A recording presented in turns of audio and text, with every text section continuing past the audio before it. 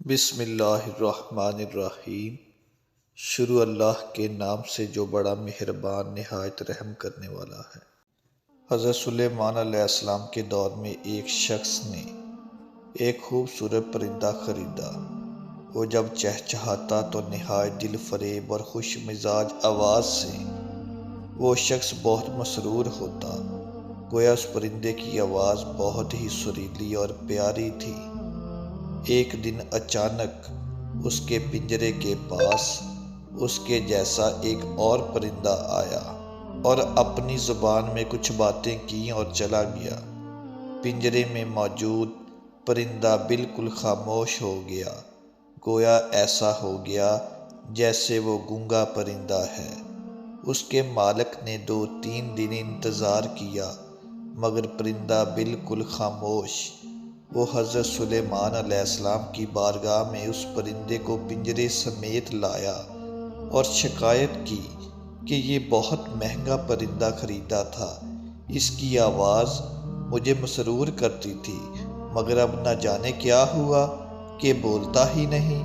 حضرت سلیمان علیہ السلام جو جانور، چرند پرند سب کی بولیاں جانتے تھے، نے اس پرندے سے پوچھا، کیا وجہ ہے جو تم خاموش ہو گئے ہو؟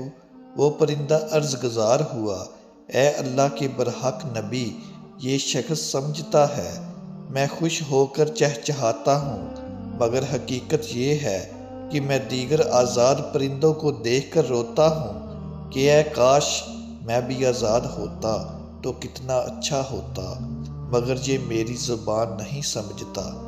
یہ خیال کرتا ہے جیسے میں بہت خوشی سے گنگنا رہا ہوں۔ پھر ایک دن میرا ایک ہم جنس میرے پاس آیا اور کہا کہ یہ شخص تیری زبان نہیں سمجھتا بلکہ سمجھتا ہے کہ تو بہت سریلی آواز کے ساتھ خوشی خوشی چہچہا رہا ہے۔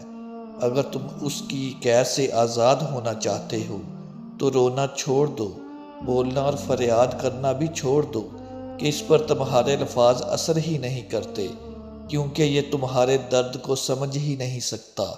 بس پھر کیا تھا، میں تب سے خاموش ہو کر صبر کر رہا ہوں۔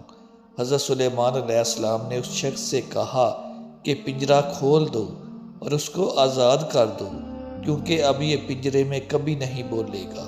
اس شخص نے کہا، اگر اب یہ خاموش ہی رہا تو بلا وجہ اس کو رکھ کر میں کیا کروں گا؟ لہٰذا اس نے حضرت سلیمان کے حکم کی اتباع کرتے ہوئے پنجرہ کھول دیا۔